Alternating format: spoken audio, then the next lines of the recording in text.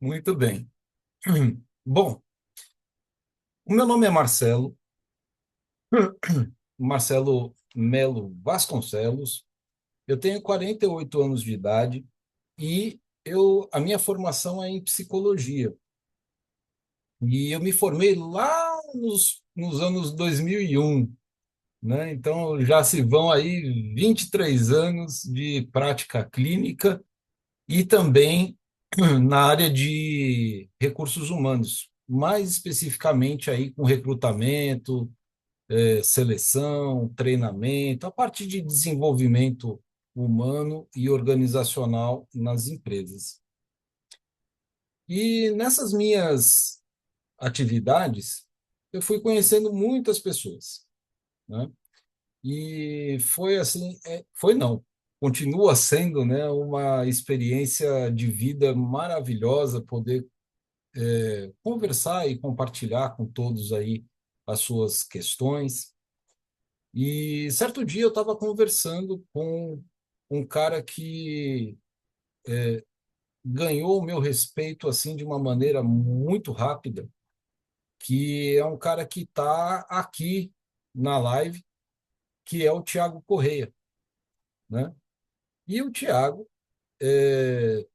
ele falou de uma série de situações que ele vivenciou enquanto uma pessoa preta, em relação à questão de racismo, em relação a preconceito e coisas assim. E num segundo momento, ele começou, na verdade, nem foi no segundo momento, foi junto e misturado, ele começou a falar de um tanto de conhecimento, né, sobre o tema, que quando eu ouvi, eu falei assim, cara, não é um conhecimento raso, não é um conhecimento de uma pessoa que fala apenas por uma questão de desabafo. Existe uma pesquisa, existe um estudo, existe uma estrutura em toda a construção do pensamento, em toda a fala e em toda a atitude, né, que ele está falando.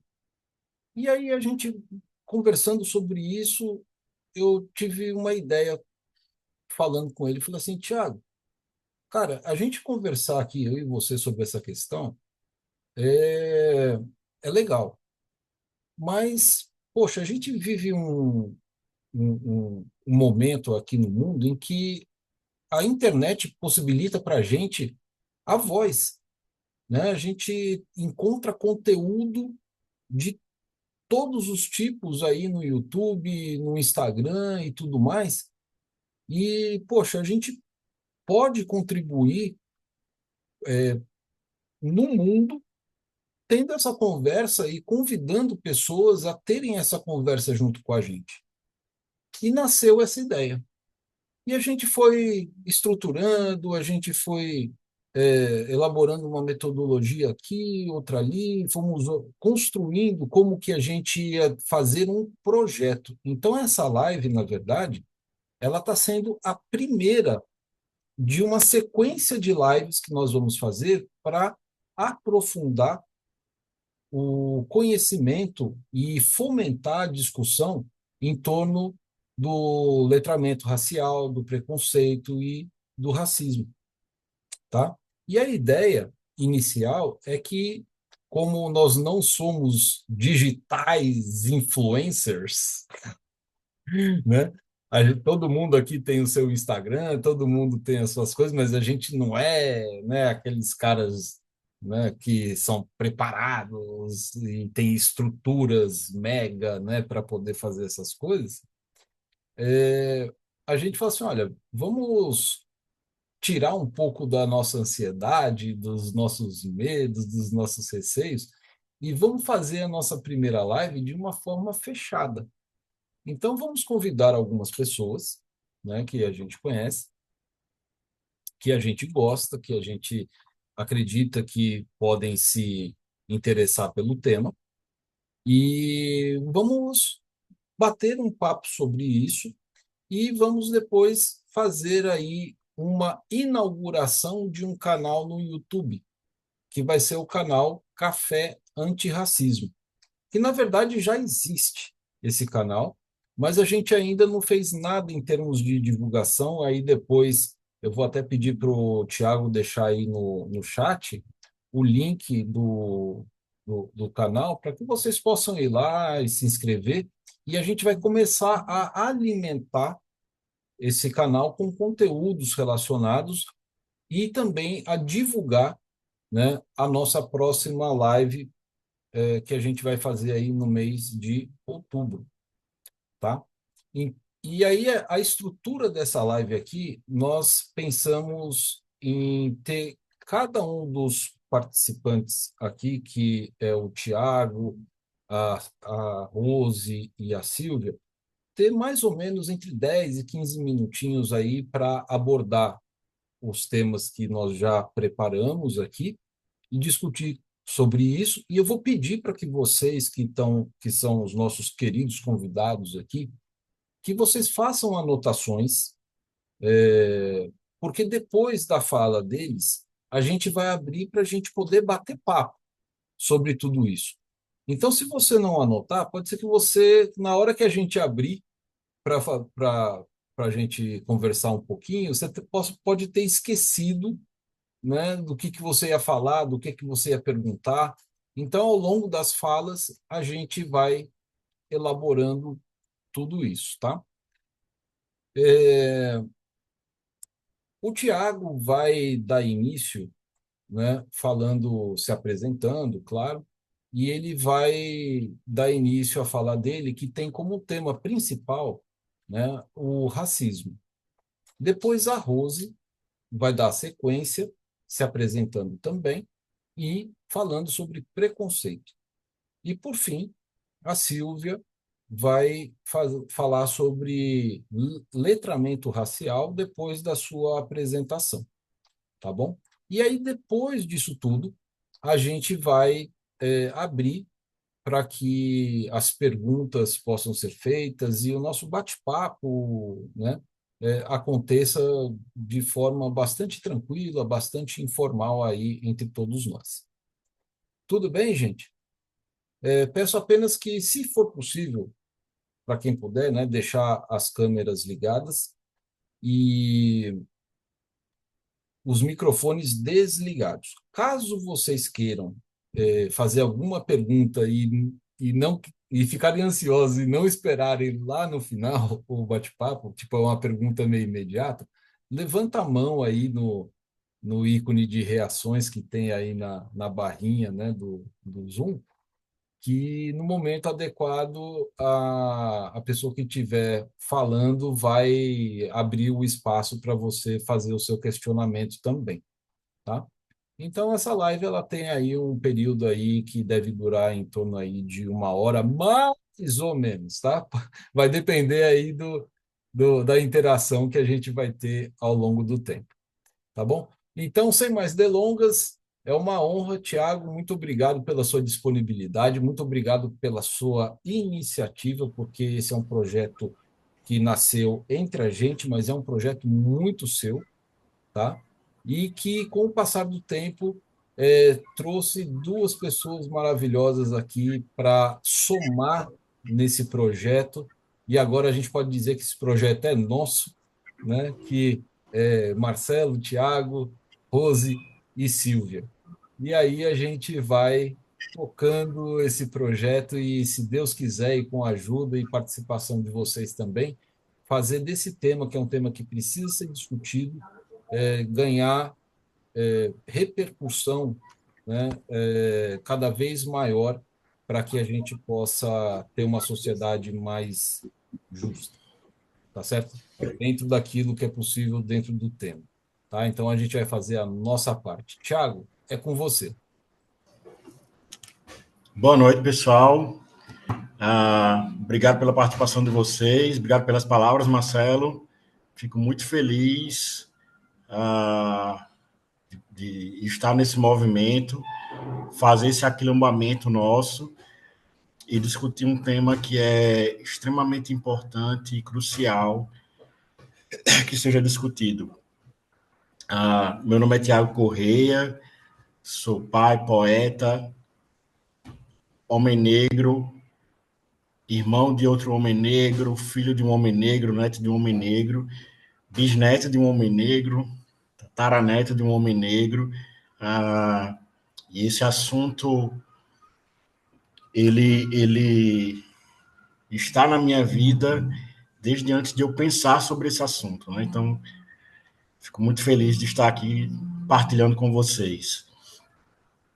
Eu que gostaria de, antes de começar a falar sobre racismo, gostaria de recitar um poema de um cara chamado Solano Trindade, que se chama Sou Negro. Sou negro. Meus avós foram queimados pelo sol da África. Minha alma recebeu o batismo dos tambores, atabaques, gongôs e agogôs. Contaram que meus avós vieram de Luanda com mercadoria de baixo preço. Plantaram cana para o senhor de Engenho Novo e fundaram o primeiro maracatu. Depois meu avô brigou com um danado nas terras de Zumbi. Era valente como o quê? Na capoeira ou na faca? Escreveu, não leu, o pau comeu. Não foi um pai João, humilde e manso. Mesmo vovó não foi de brincadeira. Na Guerra dos Malês se destacou. Na minha alma ficou o samba, o batuque, o bamboleio e o desejo de libertação. Solano Trindade. E agora, a nossa primeira live, a nossa proposta era conseguir definir e começar a conversar sobre esses primeiros assuntos cruciais para se falar sobre isso, que é racismo, preconceito e letramento social. E aí eu vou agora dar uma definição sobre racismo, certo? O racismo é a crença de que alguma raça é superior à outra, e, por consequência, o comportamento discriminatório e injusto contra pessoas com base em sua raça ou etnia.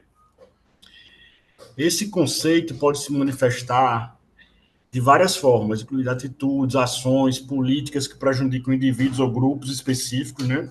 Desde maneiras mais sutis, como algum tipo de preconceito, estereótipo com base em raça, ou de maneiras muito explícitas e violentas, como a segregação, por exemplo, né? Então, ele pode ocorrer em diversos contextos, como no local de trabalho, na educação, na política, no mercado, certo? E, além disso, o racismo também pode estar embutido em sistemas e instituições, criando desigualdades estruturais que afetam as oportunidades e a qualidade das pessoas, da vida das pessoas racializadas, certo?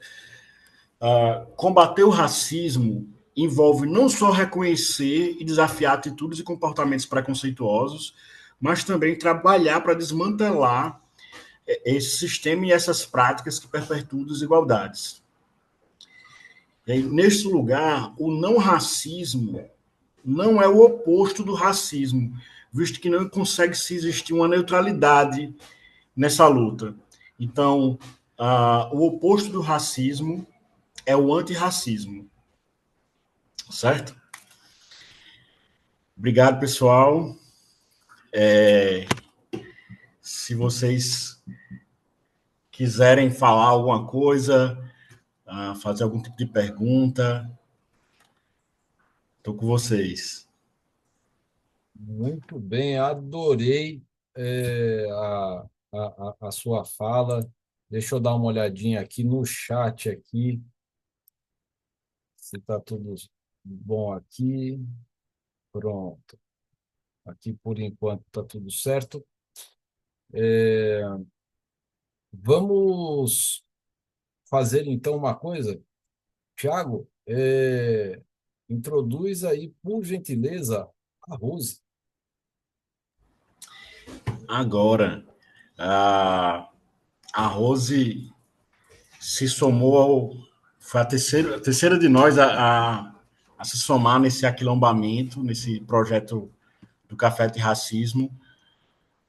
Uma mulher fantástica, inteligentíssima, É com muito prazer que eu convido Rose a estar com a gente e falar um pouco sobre o que é preconceito.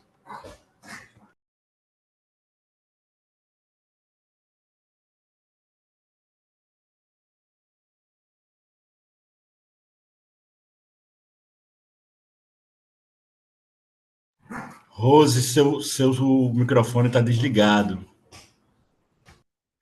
Boa noite a todos. Então, microfone desligado, né? É uma alegria estar aqui com vocês hoje à noite, compartilhando essa nossa ideia, esse nosso projeto, que é justamente facilitar, dialogar o entendimento, assim, de uma forma mais simples e ampla, é, esses conceitos e o cotidiano da nossa sociedade, com temas que são tão caros a nós todos, como racismo, preconceito, letramento racial, e entender como parte de onde parte de uma situação de uma linguagem mais simples mesmo, né? Então, preconceito, gente, como o nome já diz, ele vai ter como origem uma ideia, um conceito pré-estabelecido, que parte normalmente de crenças, valores, de um entendimento próprio do lugar da pessoa. E ele pode ser pautado em várias áreas, como raça, etnia, religião, nacionalidade, língua, regionalidade. Ele parte por uma série de lugares e ele vai partir também por outros conceitos e outras situações. Ele pode ser um preconceito social, um preconceito racial, um preconceito histórico. Quando a gente utiliza a termologia, por exemplo, quando a gente acaba dizendo, é, mas fazer brincadeiras de mau gosto, né? Fazer o famoso racismo recreativo com a pessoa, brincar com o negro, fazer brincadeiras depreciativas. Ah, mas isso sempre foi assim, isso nunca deu trabalho. Quando a gente coloca a situação dessa forma, atribuímos um caráter histórico ao preconceito, que ele sempre foi assim, então a gente vai dar uma conotação de tempo para isso. Quando a gente coloca que sempre se colocou brincadeiras nesse meio, quando o entendimento comum, eu faço porque todo mundo faz. Ah, mas todo mundo chama fulano, acha que fulano é gordo, acha que fulano é inadequado para aquele lugar. Eu trago características sociais a esse preconceito, isso de uma forma mais geral, mais abrangente, comum. Quando, quando a gente coloca, por exemplo, as tão tradicionais piadas, né? Que hoje sabemos que não são piadas, mas que são muito comuns contra judeus, contra negros. Então, eu coloco uma característica religiosa e eu coloco uma característica racial neste preconceito. Tudo isso ocorre e ele parte de um entendimento, uma ideia preconcebida, que parte apenas da pessoa sem ter tido contato, conhecimento ou entendimento com aquela situação que está à frente, com aquele tema, com aquela tipicidade. Quando eu coloco isso, esse tema pré-estabelecido, e eu divulgo essa ideia, e eu falo para outras pessoas, e eu defendo este meu pré-entendimento sobre as coisas, então eu começo a me cercar de opiniões e de argumentações para legitimar este meu pré-conceito, este pré-entendimento, transformá-lo em conceito e em entendimento, e à medida que eu vou alicerçando, que eu vou fundamentando isso e fazendo ligações com outras situações para legitimar este meu pensamento, que é um pensamento errôneo daquilo que eu não conheço, daquilo que eu não tive contato, daquilo que eu não quis conhecer, não me deu o trabalho de sentar e entender para poder falar. Desta forma, eu acabo propagando esta ideia, fundamentando essa ideia e arregimentando, trazendo mais pessoas para essa ideia. Então, eu transformo um pré-conceito, uma ideia pré-estabelecida, que normalmente é uma ideia errônea, porque eu não conheço aquele objeto, aquele assunto, aquela pessoa, aquela situação do que está sendo tratado, e aí, quando eu coloco isso mais para frente, arregimento isso, eu transformo em conceito e trago outras pessoas para este universo e propago essa ideia, fundamentando conceitos distorcidos sobre aquilo,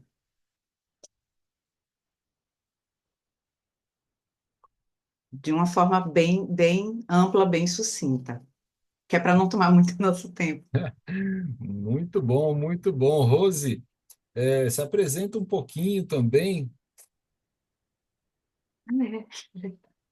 Então, oi, eu sou Rose Silva, eu sou formada em História, eu tenho mestrado em Antropologia e fui convidada para participar desse projeto incrível com essas pessoas inteligentes e tenho a honra de estar aqui agora à noite com vocês, aqui presente. Ah, muito bem. Então, da mesma forma que o Tiago lhe introduziu aí para você fazer a sua fala, vou pedir para que você também introduza a Silvia. Então, Silvia Teixeira, professora, mestre em Antropologia, psicóloga, coordenadora de curso, ela é uma pessoa extremamente inteligente, habilidosa, e condutora de outros grupos de pesquisa que eu tive a honra e o prazer de participar também. Fazemos parte de um outro grupo também de pesquisa antirracismo, e agora deixo com vocês essa mulher multitalentosa, Silvia Teixeira. Oh, muito obrigada, Rose, pelo multitalentoso, é ótimo.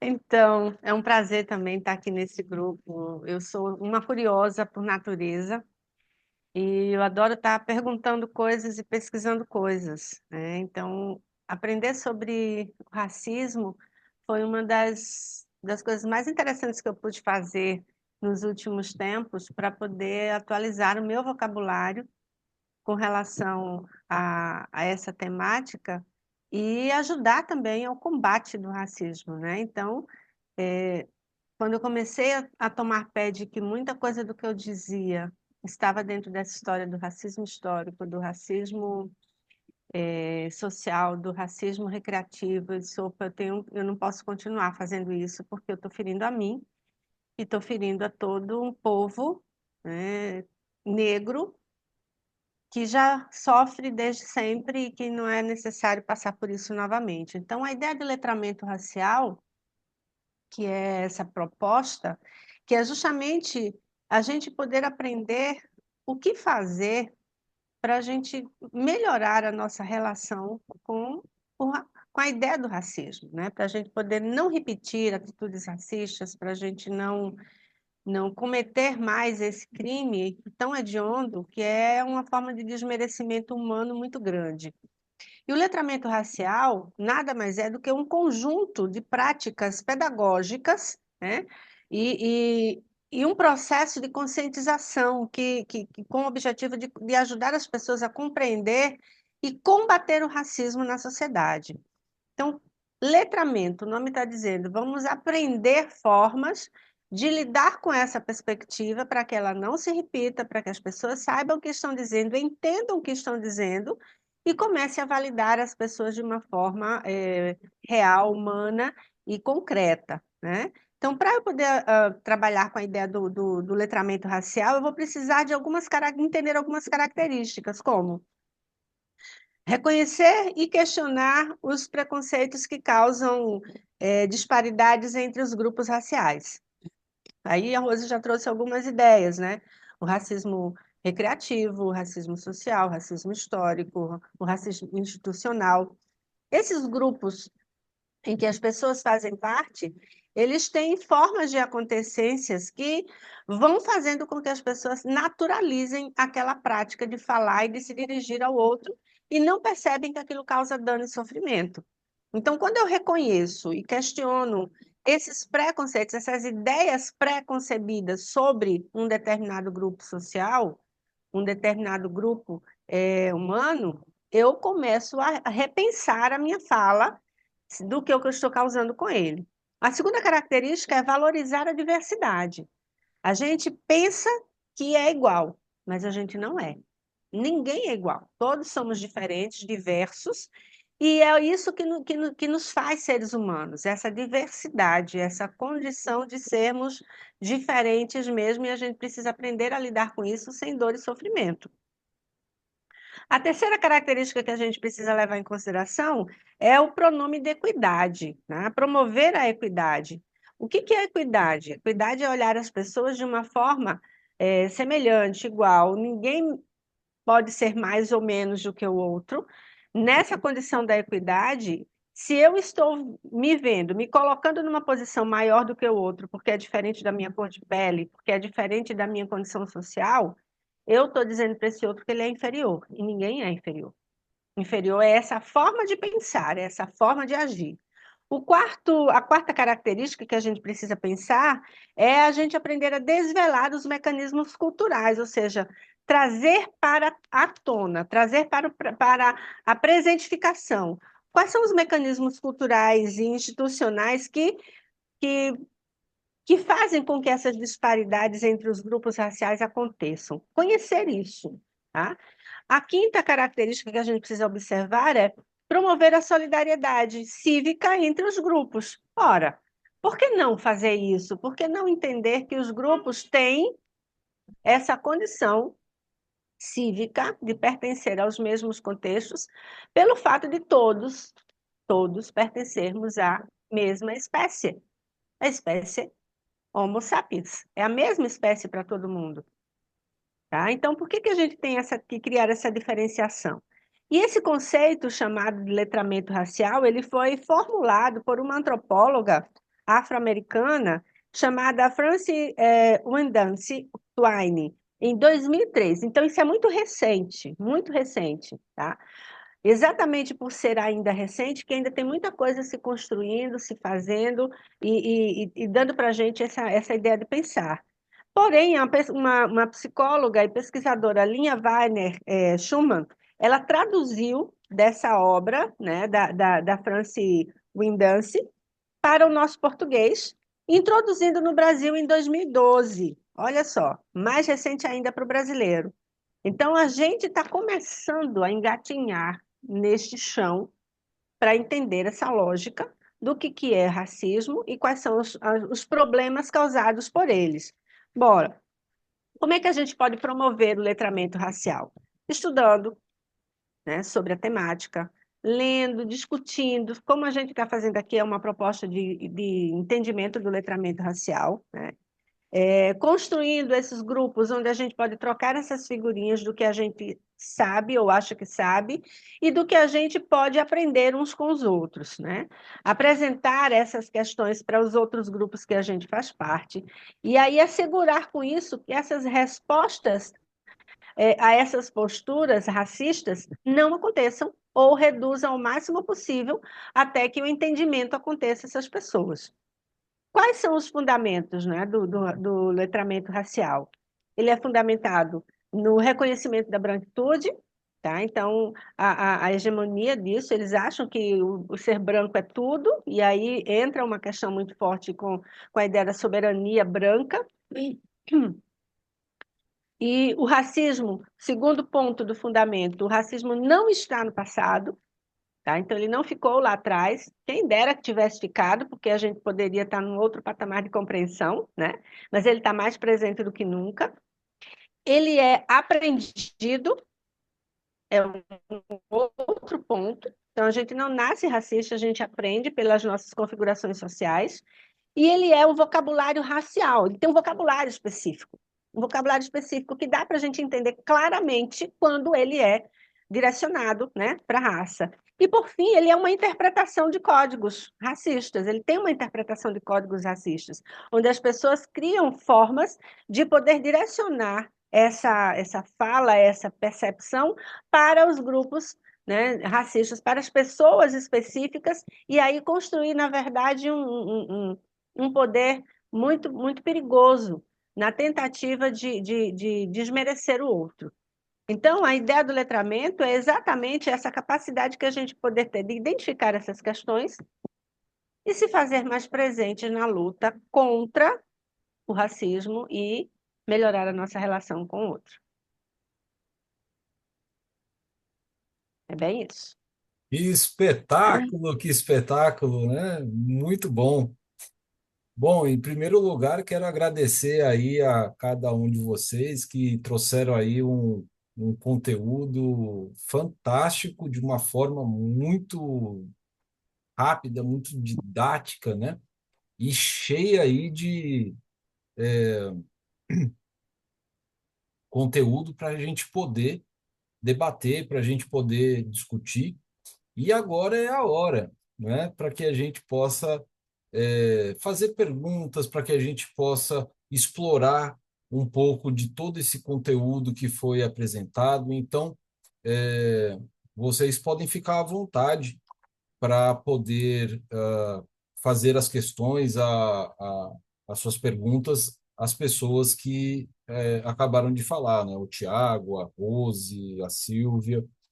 E gostaria de saber da Alcione, se a Alcione já tem aí não precisa ser uma pergunta, né? Pode ser um depoimento, pode ser uma fala solta. A ideia é a gente bater um pouquinho de papo aí sobre isso. Só abre o seu microfone aí, tá? Né, primeiramente, boa noite a todos, né? Eu gostaria aqui de parabenizar, né, vocês por essa iniciativa, né? Eu estou aqui boca aberta aqui ouvindo, né, essas três pessoas maravilhosas aí falando, né? Eu não domino o tema, mas é, uma coisa que falou aí, que eu sinto muito, percebo muito aqui no meu dia a dia, é a dificuldade que as pessoas têm de aceitar a diversidade, né? Cultural, racial. Eu, por exemplo, quando eu vim do interior, e ainda, né, depois de 18 anos, eu ouço comentários assim, e esse seu sotaque? Né? Como se fosse uma coisa que me diminuísse, né? É, uma vez, uma colega de trabalho também, ela era negra, mas uma coisa que eu observava e que me chamava muita atenção nela era que ela exaltava muito a sobrinha loira dela.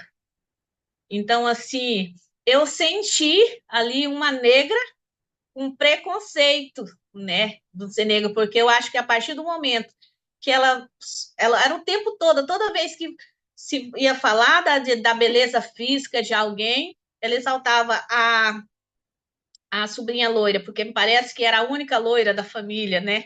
Ela saiu albina, a menina. Então, para ela, aquilo era como se diz, não me fugiu agora a palavra, mas era uma coisa assim que ela exaltava a menina ser loira, ter os cabelos lindos, loiros, a cor da pele branca, né? Então aquilo me chamava muita atenção, porque eu falava assim, mas poxa, uma negra que fica o tempo todo exaltando o branco, porque, né? Que ela era de uma família negra e eu não via ela exaltar, né, a cor da pele dela. Então, e isso é toda essa conversa me mexeu aqui comigo, porque me mostrou que eu preciso reagir diferente, né, a essas situações. Não, quando eu estiver diante de uma situação de preconceito, de racismo, não deixar isso me afetar como se eu fosse menos por causa da cor da minha pele. Igual uma vez no trabalho, alguém falou assim: não tem pente na sua casa?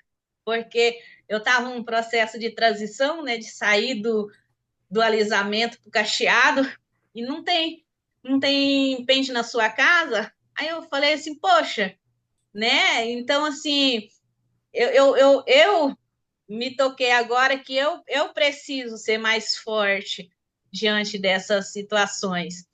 E parabenizar vocês por esse projeto, que ele consiga, né, conscientizar outras pessoas, né, da, da, da nossa origem, né, porque, assim como o Tiago falou, meus avós são negros, eu tenho uns primos que o pessoal fala que eles são negros, eles são azuis, né, então, assim, a minha família é negra, a minha raiz é negra, né, então, assim, eu não posso me sentir menos, deixar que as pessoas me diminuam pela cor da minha pele, pelo meu cabelo ser ondulado, né? Então, eu achei bastante interessante, só tenho a agradecer a vocês.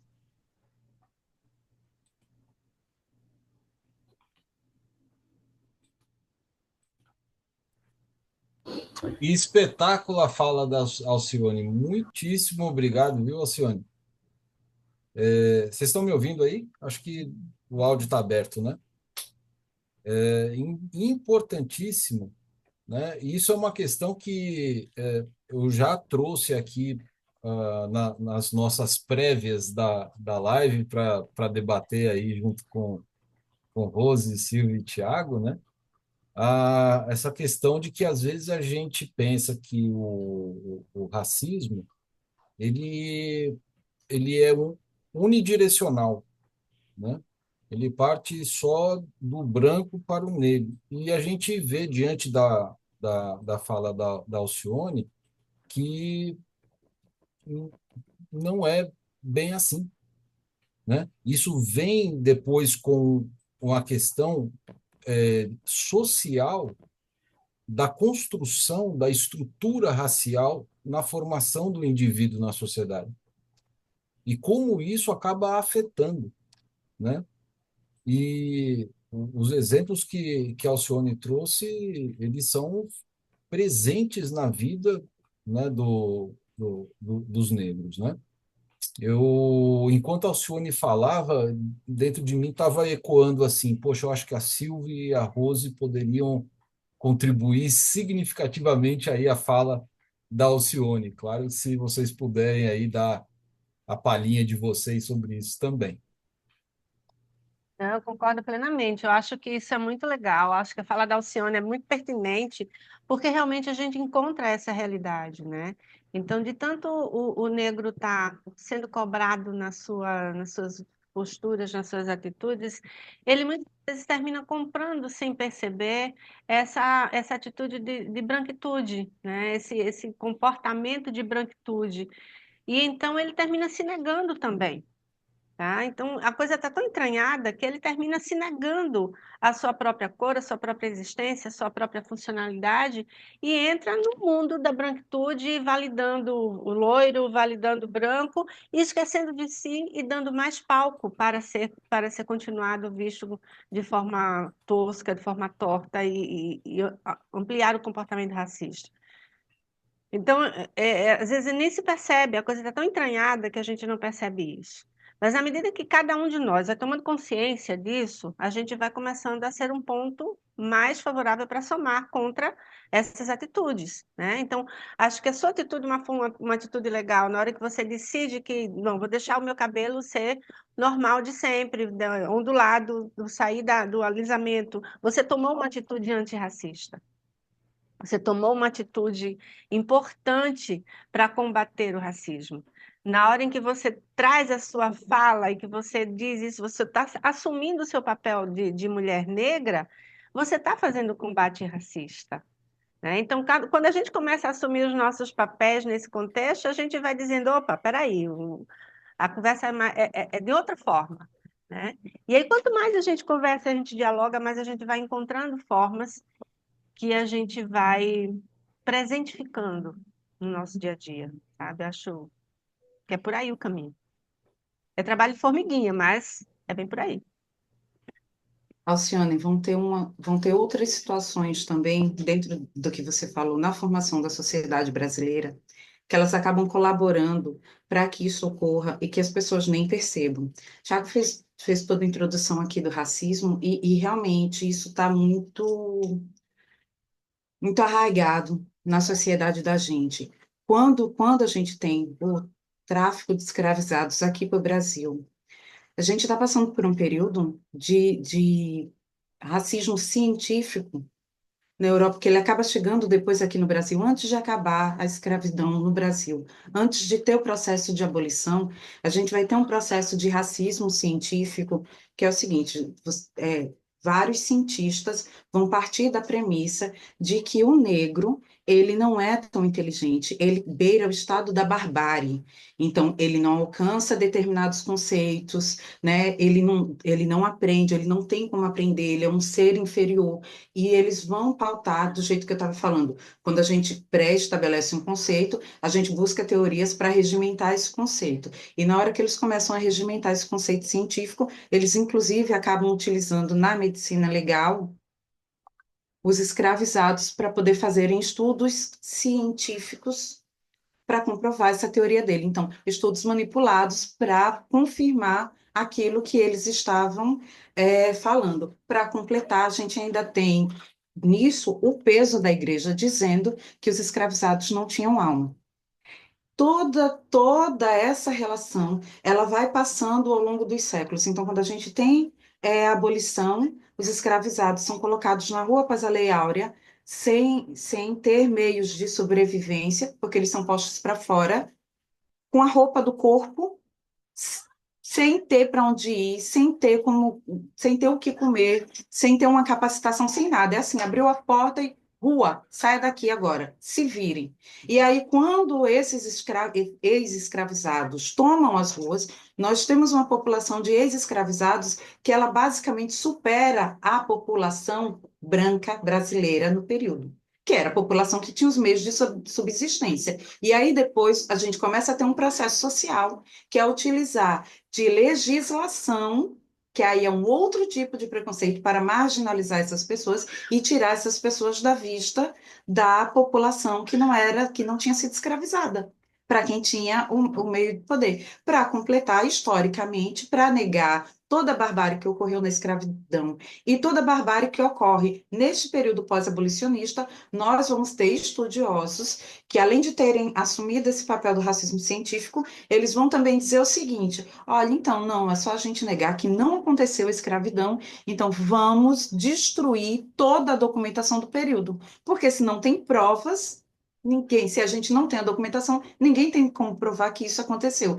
Então, muita documentação desse período foi destruída, foi rasgada. E aí depois, quando a população que tinha sido escravizada, que agora estava liberta, ela é obrigada a sair, ela é expulsa do centro da cidade, porque ela sai do campo, ela vai para a cidade para tentar sobreviver. Ela é expulsa da cidade, ela é expulsa para os cortiços e, posteriormente, expulsa para o morro, que aí a gente vai ter um período também na arquitetura, né, que é chamado de Belle Époque, que é uma limpeza, né, uma iluminação da cidade, de padrões que se inspira no iluminismo para tornar a cidade mais bonita. Então, mais à luz da cidade europeia, mais à luz do que seria o moderno, que seria Paris. Então, tudo aquilo que não combina com esse meu projeto de governo, com esse meu projeto social, eu tiro da frente. E aí, o que é que eu faço com essa população?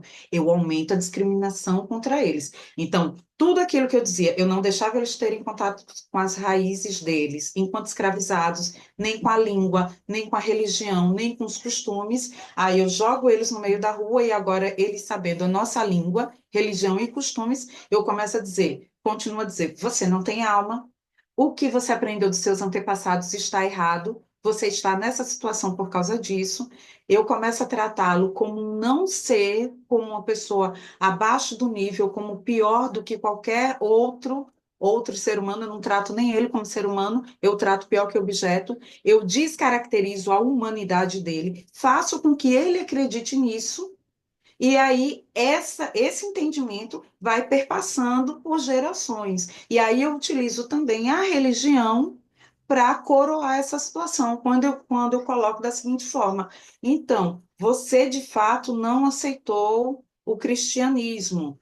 Você está nessa situação por causa da culpa dos seus antepassados, que cultuaram os orixás. Esses orixás são demônios, então você está pagando o preço por causa disso. Quando eu coloco tudo isso e vou colocando, e aí nas mudanças sociais que vão ter depois do pós-abolição, isso só vai ganhando camadas, porque a sociedade não trabalha essas camadas, né? Estão aqui nossos dois psicólogos para saberem o quanto nós somos especialistas em varrer as coisas para debaixo do tapete. Então, a sociedade não trabalha isso e ela vai perpassando por gerações. E esse preconceito vai ficando ali embutido. Então, você não entende. Eu tenho certeza, assim, que a maioria de nós estudou no colégio com livros didáticos, que o livro didático tinha aquela figurinha do menino preto caindo na água, sujando a água, e todo mundo falando, ele era sempre o excluído do grupo. Quando tinha alguma coisa ruim na interpretação de texto, era direcionado a ele. O cabelo ruim era dele. Então, esses livros que fizeram parte da formação de nossos avós, nossos pais, e que chegaram nas nossas, eles vão ter essa evolução a partir da década de 30. Década de 30, a gente já está com o período Vargas. Quem é Getúlio Vargas na história do Brasil? É a figura que abraça o integralismo, ou seja, está ali comungando com as ideias nazistas de Hitler, que são ideias eugenistas, que são ideias da supremacia branca em detrimento dos negros ou de toda a raça que seja não branca. Então, tudo isso está por trás de hoje a gente ter esse contexto social que nós temos agora. Então, quando você falou da situação dessa sua companheira de trabalho que exaltava a sobrinha que era branca, me faz lembrar um quadro desse período ali, final do Brasil Império, início do Brasil República, que é da família mestiça, exatamente, que você tem uma mãe negra, um pai branco, a filha que nasce o bebê e o bebê é branco. E a mãe dando graças a Deus, a avó da criança dando graças a Deus, porque a criança nasceu não negra na pele. Então, a criança não passaria as dificuldades raciais e a mãe passou, o que não significa que ela não passaria pelas dificuldades sociais, porque o preconceito ele vai além da cor da pele, ele vai pela situação também socioeconômica. Entendeu? Então, todas essas outras questões e ainda mais outras, mais profundas, estão atreladas e estão embutidas nesse pensamento e nessas situações que nós vemos hoje e que a gente nem percebe. Não sei se consegui te responder, Luciano. É tudo uma coxa de retalho, né? E assim, é um monte de quebra-cabeça, pecinhas que vão se juntando uma à outra e que elas não acontecem isoladas, de forma alguma. Então, é uma das coisas que a gente precisa também entender é que todas essas peças, uma vai levar a outra, que vai levar a outra, que vai levar a outra, é um grande mosaico, né, de peças totalmente interligadas de conteúdos, de informação, de atitudes, de posturas, que vão trazendo para a gente uma percepção completamente truncada dessa condição humana. Pegando o ganchinho de vocês aí, primeiro, Alcione, parabéns pelo processo Muito bom. de aceitar a negritude, fazer esse processo capilar. Eu sei que não é uma coisa fácil. É. Nem esse processo de como ele se dá mentalmente e o próprio processo de se reconhecer nesse processo. Então, parabéns, tá? Pegando o ganchinho aqui da Rose, quando ela fala da criança da mãe preta, o pai branco, a criança nasce branca, é entender também que o racismo ele se dá de maneiras diferentes pelo mundo. No Brasil, por exemplo, é uma questão muito social, porque inclusive não existe raça branca no Brasil, não existe mais ninguém totalmente branco, somos todos mestiços no Brasil já, não tem para onde correr. Sim. Então, o nosso racismo é um racismo social, ele vai muito pela cor da pele, pelos fenótipos, né? Esse nariz maravilhoso que vem bem para os lados, que é para a gente conseguir pegar muito oxigênio, o cabelo encaracolado, que é um tanto diferente, por exemplo, do racismo que acontece na Europa ou nos Estados Unidos, que é um racismo que ele realmente vai na etnia, ele vai lá para fundo para ver se você é descendente de brancos ou de negros, certo? Então, é muito interessante esse lugar, porque aí, por exemplo, essa sua prima branca, ela vai ser beneficiada pelo Pacto da Branquitude, ela vai ter uma vida um tiquinho mais fácil do que o outro primo que não nasceu loirinho, apesar de os dois terem antepassados e ancestrais em comum, na prática, um vai sofrer racismo e o outro não. Então, é entender também que esse lugar de racismo ele ocorre de várias maneiras diferentes e pelo mundo a gente vai vendo ele se apresentando de maneiras diferentes. Tá?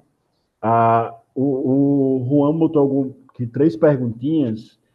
Uma sobre o racismo, onde surge a visão de negros e brancos, onde há essa separação dos homens na história. Sobre o letramento, é como podemos ter letramento racial na infância. Uhum. Sobre o preconceito, é se existe preconceito contra brancos. Eu vou falar aqui sobre o racismo e aí eu passo para você, Silvia, e para você, Rose. Ah, Tá? Então, historicamente, o primeiro filósofo a pensar sobre isso é Karl Marx. Até Marx, não existia nada que falasse sobre isso. Marx entende que o racismo e o preconceito e o machismo e a LGBTfobia, ele surge no surgimento do capitalismo. A necessidade de que algum povo possa explorar outro povo, essa necessidade de que alguém seja superior a alguém, cria essas estruturas racistas, machistas, homofóbicas, para que possa se justificar a exploração. Então, historicamente, o racismo surge com essa necessidade de expandir os impérios e os reinados europeus. E aí, quando eles começam a encontrar novas terras habitadas por outras pessoas que não eram brancos, eles começam a justificar essa tomada de terra e essa exploração por uma questão racial. E aí acontece com os povos originários, isso acontece com os povos negros, os povos asiáticos. Aí a gente tem que lembrar, por exemplo, que a Inglaterra invadiu e dominou a China por muitos anos. Então, começa a se criar essa estrutura em que o branco europeu era superior e os outros povos eram inferiores. Tá? Historicamente, surge aí. Rose e Silva, vocês querem acrescentar mais alguma coisa nesse ponto? Marcelo? olha, sobre a parte do letramento na infância, né? Existem alguns livros da Amazon e tem alguns livros da Companhia das Letras bem direcionados para a criança, que dá para começar a fazer essa orientação para a criançada, né? Então, tem um livro da Companhia das Letras chamado Neguinha Sim. Muito legal, é todo ilustrado, muito bem desenhado, justamente para trazer a visualidade para a criança, né? E tem um outro livro da Sônia Rosa, que é sobre letramento racial na infância, que é da Amazon, que traz os fantoches como base para fazer a discussão, a conversa com a criança. E tem vários vídeos, né? Tem um outro da Companhia das Letras também, que é o que fala sobre o aniversário da criança negra e como a comemoração pode ser feita através daí. Deixa eu ver mais, tem o livro da Letramento Racial na Infância, que é um vídeo muito legal.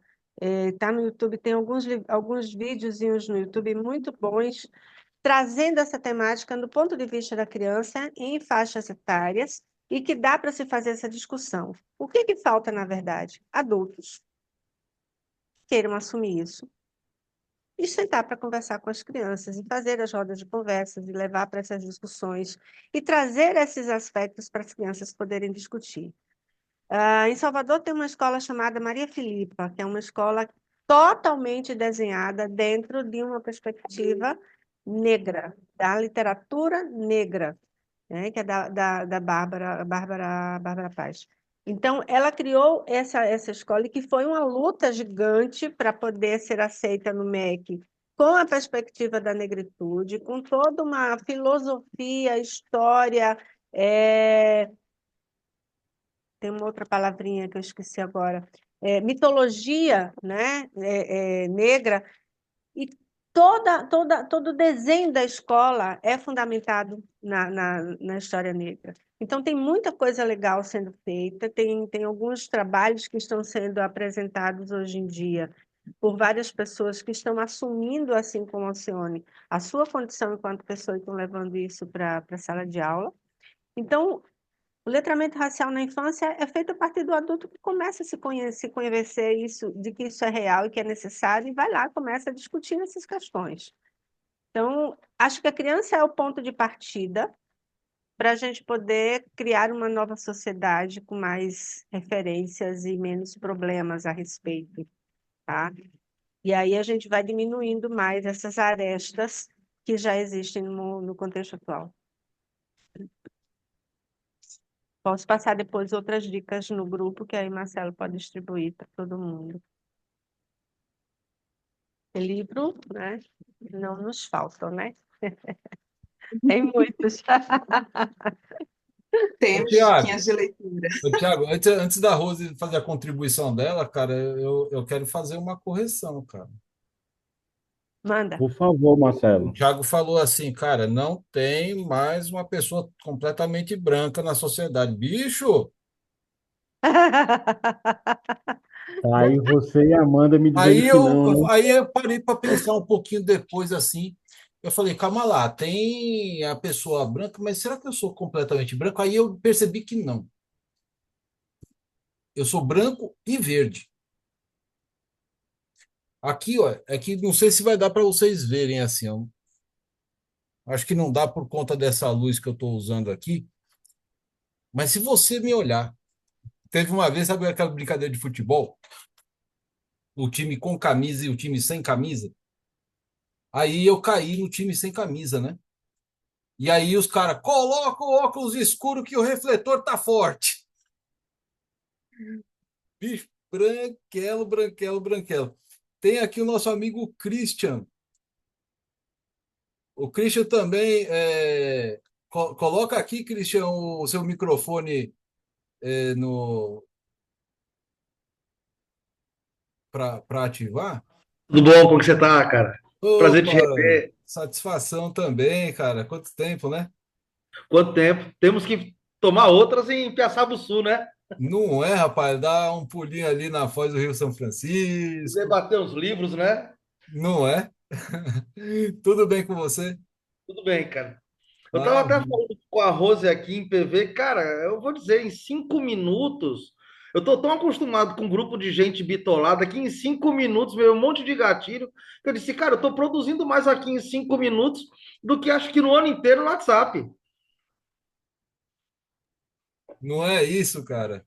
Muito bom. Você tem aí alguma pergunta, algum questionamento, alguma experiência que você tenha vivido que pode contribuir aí? Eu falei justamente sobre isso com a Rose, não só experiência, mas também, assim, leitura, constatações.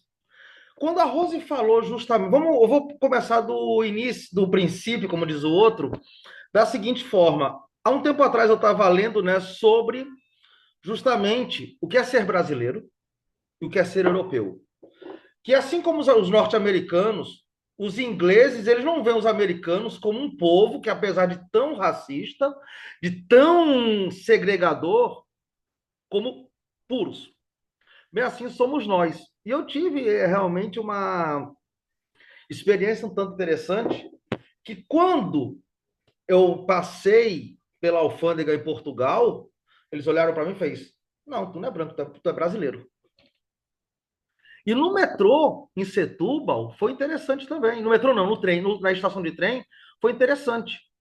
Eu não sabia onde comprar um bilhete, perguntei para onde comprar o bilhete, aí me informaram muito rápido. Aí uma senhora negra me chamou à parte e fez: pelo teu falar, tu és brasileiro. Eu disse: sou. Ela fez: cuidado, eu vou te levar. Então, as nossas raízes africanas, a nossa miscigenação, por assim dizer, me remontou naquele dia ao que eu li de Gilberto Freire em Casagrande de Senzala, que foi, que eu sempre digo, os 3 grandes livros que um brasileiro deve ler, principalmente o nordestino, são Casagrande de Senzala, de Gilberto Freire, Os Donos do Poder, de Raimundo Faoro, e para entender bem o Nordeste, é Tocaia Grande, de Jorge Amado, tem até por sinal a primeira edição de 85. Então, o que eu digo para as pessoas, aí, então, quando você vai vendo, me vê o que aqui? Quando a Rose falou das punições e acabar. O termo linchamento, que a gente usa muito, principalmente em notícias policiais, ela é atribuída a dois homens que, de todos os dois, são do mesmo local, a Virgínia, nos Estados Unidos. Charles Lynch, que era um fazendeiro, e William Lynch, que, além de fazendeiro na Virgínia, ele também era um coronel norte-americano. Que depois que era to Lynch, e depois Lynch Law, que é a lei de Lynch. E era brutal. Se você ler, o que ele pregava? Para dominar os escravos, os cativos, você tinha que pegar o mais forte, espancá-lo até quase a morte, dar-lhe um banho de piche e jogar penas, que era uma ofensa muito grande naquela época, inclusive os mais antigos, inclusive no sul dos Estados Unidos, quando eles querem ofender alguém, e a gente via essa prática nos desenhos animados, que além de jogar o piche, é jogar as penas. É como se fosse uma galinha. Então, essa brutalidade não foi invenção norte-americana, foi influência da Companhia das Índias Ocidentais quando estavam sob égide holandesa. Muita gente não sabe, mas as Antilhas influenciaram muito o sul dos Estados Unidos. Tanto é que é para lá que os haitianos vão. Ali, principalmente para a Flórida. E quando a gente começa a olhar isso, e mais uma vez a Rose falando sobre expulsar o negro, me lembra aquele fato de 1893, no centro do Rio de Janeiro, quando o prefeito Barata Ribeiro, ele destruiu o cabeça de porco. Que o cabeça de porco nada mais é do que uma ironia, porque a palavra leão de chácara, que a gente acha que é o segurança de boate, aquele nome, vem o quê? Todo rico tinha na entrada de sua casa a estátua ou a cabeça de um leão. Então, nas partes mais populares, os pobres ironizavam quando abatiam um porco, colocar a cabeça do porco na entrada. Então, chamavam de cabeça de porco. Então, Barata Ribeiro, para urbanizar o centro do Rio de Janeiro, ele acabou com cabeça de porco. Ele desabrigou 4.000 pessoas. E essas pessoas foram morar nos morros. E o que acontece? Como a história é interessante, ela se interliga. A maioria dos soldados que foram combater em Canudos, já em 1897, eram negros, e tinham a promessa de, quando voltar, iam ganhar cada uma casa. Eles foram lutar, cometeram o maior, que eu posso chamar de o maior holocausto brasileiro, foi o Arraial de Canudos, em torno de 15 mil assassinados. E o que aconteceu? Quando eles voltaram, eles viram pela primeira vez uma árvore chamada favela. É uma árvore que é interessante, ela é espinhenta, a seiva dela te queima, e era coberta de favela. E embaixo dessas favelas, o Arraial de Canudos se formava, e era um terreno irregular. Quando eles voltaram, o governo não deu nada, eles ficaram acampados em frente ao quartel-general do Exército, no campo, ali em frente ao campo de Santana, onde 8 anos antes foi proclamada a República. E o que aconteceu? Eles pegaram as caixas das metralhadoras que foram usadas para massacrar em Canudos e usaram a madeira para fazer justamente as casas, e daí surgiu o nome favela. E tudo isso, e eu sempre digo aqui, o mais engraçado, o mais interessante é que, apesar de termos uma Constituição, apesar de termos tudo que, querendo ou não, defende a nossa identidade como um povo misturado, como um povo de várias matrizes, mas o que é que se tem feito ultimamente? E pegando até o que a Alcione estava falando, eu peguei no final, Alcione, me desculpa, eu não tive esse prazer, porque como eu troquei a memória do computador, tive que reinstalar o Zoom às pressas. Mas é uma verdade. O que que eles começaram a fazer? Já que eu não posso mais agredir as raízes, o que eu vou fazer? Eu vou fazê-los esquecer. Trazendo para o meu lado, dizendo que não existe o racismo no Brasil, dizendo que somos todos iguais, que não há preconceito. Aí minimiza com aquele trissílabo praticamente monossílabo. É mimimi. Ah, não, é mimimi. Não teve racismo no Brasil. Aí, o que acontece? Algumas pessoas desenvolvem a síndrome do capitão do mato. Ah, não teve, não. Tenho um amigo branco que me trata bem. Não, tratar bem é da amizade, tratar bem é do amor ao próximo, tratar bem é da cidadania, é da educação que a gente dá aos filhos. Então, quando a gente começa a ver que realmente existe isso, que realmente lá fora nós não somos ninguém. Acho lindo quando o cara diz assim: ah, eu vou para os Estados Unidos, aí chega lá, vira favelado. Ah, eu vou para os Estados Unidos porque. Pô, vai para lá, cara, lá é bom. Foi feita uma pesquisa na Inglaterra quando perguntaram para eles: você sabe quanto se gasta por uma ambulância nos Estados Unidos? O inglês chegou e fez 100 libras, o cara fez mesmo $4.000. Aí ele fez: eu agradeço ao meu governo por me dar saúde. O SUS é uma das formas mais perfeitas do sistema de saúde. O cara diz assim: ah, o SUS não funciona. Leva um tiro, vai ser atropelado para ver se não vai ter lá o SAMU. E o SAMU chega rapidinho. A USB do bombeiro é financiada com recursos do Ministério da Saúde. As pessoas não entendem isso.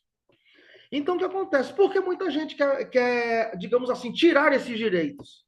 É para que se crie um extermínio social. Quem são as primeiras pessoas que serão atingidas?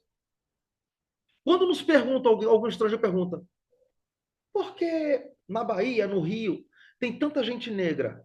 Digo, porque foram capitais do Império. Capitais da colônia e depois capitais do Império. Então, os nobres trouxeram cativos. O que você acha charmoso no Rio de Janeiro é um dos maiores escravos da história. Foram mais comercializados ali escravos do que em todo o Império Romano. Todo o que foi negociado ali, que foi capturado ali, ali se negociou muito mais de 1 milhão de seres humanos. Então você não tem como você fechar os olhos e dizer que não tem racismo. Você tira pela escola pública, você tira pelas filas de INSS, você tira por qualquer necessidade de assistência. Então, por isso que eu disse, me trouxeram gatilhos em 5 minutos que eu, há anos, eu não conseguia comentar sem ter sempre alguém para dizer, não, é mimimi, não quiseram dizer isso, ah, você está querendo criar polêmica. Então, obrigado, Marcelão, pela oportunidade. Incrível, adorei a sua fala. Sou eu que agradeço a oportunidade, Cristiano. Já te convido, assim como a Alcione, e a todos que estão participando aqui das próximas que nós vamos fazer. Deixa eu dar uma olhadinha aqui no chat. Vocês viram aí se tem alguma pergunta no chat, alguma coisa aí? Não. Não. Verdade, falta a Rose responder uma pergunta, né? Que é se existe preconceito contra branco. Ah, sim. Então vamos lá.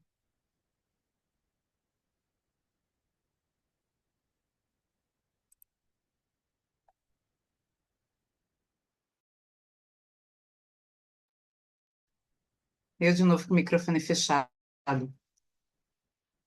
Então, preconceito contra branco, né? Tema interessante. Sim, gente, pode ter preconceito contra branco, porque preconceito, como eu estava falando, são ideias e ideais pré-concebidos. Então, ele realmente, ele pode ser atribuído a qualquer pessoa da sociedade sobre qualquer situação. E aí ele vai envolver raça, etnia, pode ser um preconceito xenofóbico, a pessoa é de fora, ou você acha que a pessoa é de fora, ou você acha que a pessoa é de outra região.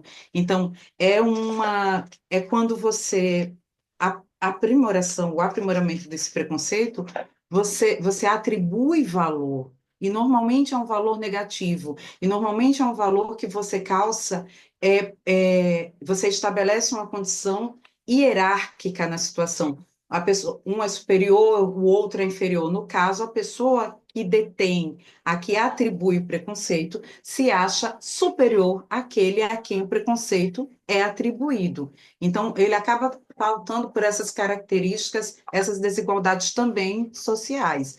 Agora, quanto a racismo, quanto contra pessoas brancas, no caso do que a gente vê nos exemplos brasileiros e no famoso racismo reverso, apenas se tivesse ocorrido o fator inverso. Se os africanos e as pessoas das outras partes do mundo tivessem invadido o continente europeu, tivessem escravizado os povos europeus, e quando eu digo isso, eu não estou falando que não houve escravidão lá. Inclusive, né, os países eslavos, existe muita escravidão entre eles. Mas quando eu falo isso, se os europeus, se os brancos tivessem sido escravizados, transportados em navios, presos em senzalas, trabalhados até a exaustão, até morrer, chicoteados todos os dias e privados de sua terra natal, de sua língua natal, de seu entendimento, privado de seus costumes, de sua religião, e tivesse sido a eles negado o direito da própria humanidade. Se isso tivesse ocorrido, aí sim a gente poderia realmente falar em racismo contra as pessoas brancas. Aqui no Brasil, a miscigenação ela foi tão forte e ela foi de tal forma que realmente, para você dizer que existe branco no Brasil, é uma condição extremamente delicada por causa disso. E aí Marcelo até fez a brincadeira que ele não é branco, que Marcelo já é verde quando bate a luz, já faz o reflexo no braço, né? Já está verde. Mas a miscigenação no Brasil, ela foi um projeto de Estado. Ela passou de um projeto de governo. Ela foi um projeto de Estado. Porque quando o racismo científico chega aqui, quando Dom Pedro II abraça a teoria, e aí quando o Gobineau chega aqui e ele começa a falar que ele se preocupa com esse contato entre brancos e negros no Brasil, porque isso pode corromper a sociedade, inicia-se um processo ainda no período ali, no período do final do Brasil Império, passando para o Brasil República, que é de embranquecimento nacional, de embranquecimento da população. E era um projeto gradativo que levaria anos, que era trazer pessoas brancas, pobres, europeias, que aí a gente começa a importar trabalhadores e não escravizados. Lembrando que os africanos foram trazidos, foram arrancados de África, foram jogados dentro do navio contra sua vontade e jogados aqui sem R$ 1 para trabalhar, para trabalhos forçados até morrerem. E os europeus que vieram para cá, os imigrantes italianos, portugueses, irlandeses que vieram para cá, japoneses, eles retornam ali daquele período todo, né, bem antes da Primeira Guerra, quando eles pegam o período abolicionista até o período da Primeira e Segunda Guerra Mundial, que a gente faz disso um processo gradativo de embranquecimento brasileiro e a gente importa e acaba aumentando exponencialmente essa importação de imigrantes para cá, para embranquecimento da população. Quando eles chegam no Brasil, eles chegam e a gente pode chamar que, de fato, eles são os primeiros cotistas brasileiros, porque eles vêm com passagem paga, eles ganham terra, eles ganham salário e eles ganham meios de trabalho, eles ganham as ferramentas para poder produzir. Isso que não é o que acontece, inclusive, como o Christian falou, com os trabalhadores nordestinos que vão para a guerra que vão para Canudos, que não são os ex-escravizados que vão lutar nem no Paraguai, nem nas outras guerras com a proposta de abolição. Não, a gente você luta, quando volta, você vai ser indenizado e você vai ser alforriado. E aí a indenização vai para os senhores de engenho, vai para o dono do escravizado, o dono da mão de obra. Não vai para a pessoa que foi lá lutar. E no caso dos europeus que vêm para cá, eles vêm com as condições para começar. Trabalharam muito depois que chegaram? Sim, isso é fato, trabalharam muito. Mas eles trabalharam muito, eles já receberam a terra.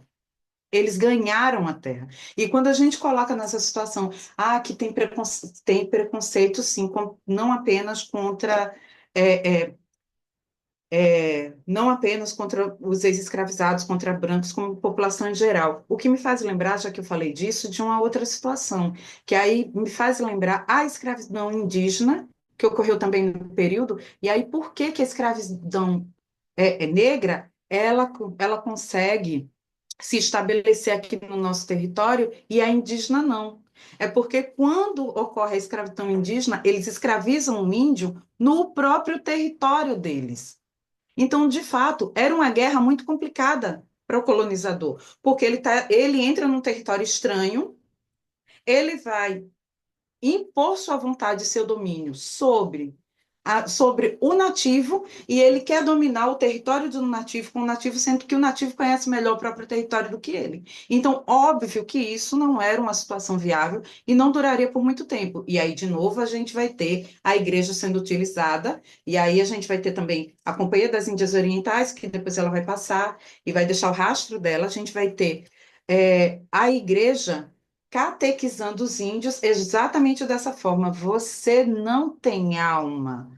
Quando se trata o índio por gentil, não é porque ele é uma pessoa gentil, boa, honesta, decente, que faz carinho. Não, não é nesse sentido, não. É no sentido de dizer que ele não tem alma. Ele não tem esse valor social. Ele passa a existir enquanto ser social para a igreja, no momento que ele é cooptado pela igreja, batizado pela igreja. E isso tanto é um projeto deliberado que ele não ocorre só no Brasil. Ele vai ocorrer no Brasil, ele ocorre nos Estados Unidos, ele vai ocorrer no Canadá, onde também a população indígena foi exterminada. E aí as escolas catequizadoras, elas fizeram a lavagem cerebral e simplesmente tentaram apagar, como o catolicismo fez aqui no Brasil também, todas as raízes culturais e ancestrais dessa população. Então, a gente vai ter esses processos também acontecendo ao mesmo tempo. Por isso que, assim, a gente vai ter nesse processo de miscigenação todos esses fatores ocorrendo. E aí, quando se traz a população europeia para cá, quando a gente traz os trabalhadores europeus para trabalhar aqui no Brasil, nesse período de quando começa esse período de pós-abolição, é incentivado que haja essa mistura populacional, porque eles pensam o seguinte: se começar a haver essa mistura populacional, e aí a gente traz os europeus para cá, então, à medida que eles forem se relacionando e as novas gerações forem nascendo, vai ter gradativamente um embranquecimento dessa população, até que este embranquecimento, esse processo de cruzamento populacional, apague os vestígios da população negra no Brasil e a gente esqueça que existiu a escravidão aqui, porque lembrando, o Brasil foi o último país a abolir a escravidão. E não foi porque foi bonzinho, ele foi muito obrigado. E foi mais obrigado ainda porque um dos maiores financiadores da escravidão brasileira, que também foi a Inglaterra, já havia abolido para lá, porque ela percebeu que era muito mais caro manter escravizados do que manter trabalhadores, que era mais barato você pagar trabalhadores do que manter o tráfico escravocrata. E também não foi uma decisão social, porque eles eram bonzinhos, não. Foi uma decisão econômica. Então, a gente tem também essas outras situações pautadas nisso.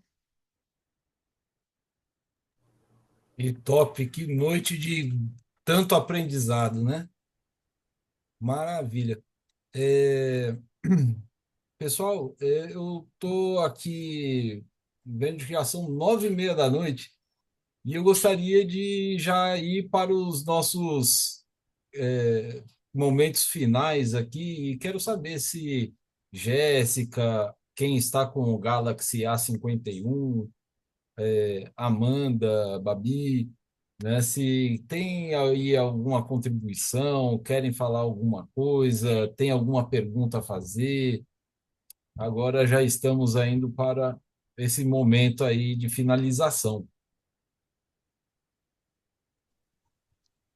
Boa noite. Boa noite.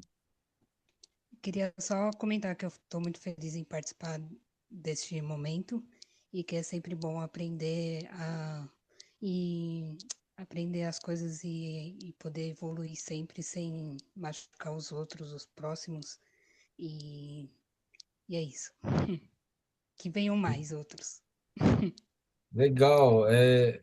Muitíssimo. A gente que agradece aí o seu interesse no tema, a sua participação e fica convidada já para uma próxima, né? Você chegou aqui através do convite aí como é que você ficou sabendo aqui da live? Do Thiago. O Thiago me chamou. Ah, joia. Muito bem, Tiagão. Muito bem, seja muito bem-vinda, viu? Jéssica, Tá vendo? Eu não cometo racismo reverso que não existe, porque tenho até amigos brancos. isso aí. Maravilha. Bem, minha gente, olha, a gente tem Opa, aqui boa uma. noite. Boa noite. Boa noite. Meu nome é Alex. Eu estava aqui escutando a fala. Alex, seu microfone ficou no mudo. É só ativar e tirar o microfone do mudo para você poder falar, que começou a sua fala e Pronto, acho que Tá agora você conseguindo me liberou. ouvir? Pronto, agora a gente está te ouvindo. Oh, massa. Parabéns aí para a organização, muito bem organizado. Eu, particularmente, assim, gostei muito aí da fala da, da professora Rose. Observei bem aqui a fala da professora Silvia Teixeira. Eu fiquei com as dúvidas, né? Eu sou um leitor na vida de estudante da Escola de Frankfurt, né? O Theodor Adorno, ele tem uma concepção de análise chamada de subproduto de luta contra o capital, que são lutas que são pequenas, que provocam apenas reflexões dentro do sistema capitalista, mas sem nenhuma forma assim de mudança brusca dentro do sistema capitalista. Eu estava observando essas falas da professora Silvia, que ela propõe, né, fazer mudanças dentro de espaços que são pós-estruturalistas, como, por exemplo, mudança de comportamentos do indivíduo, mudanças de fala.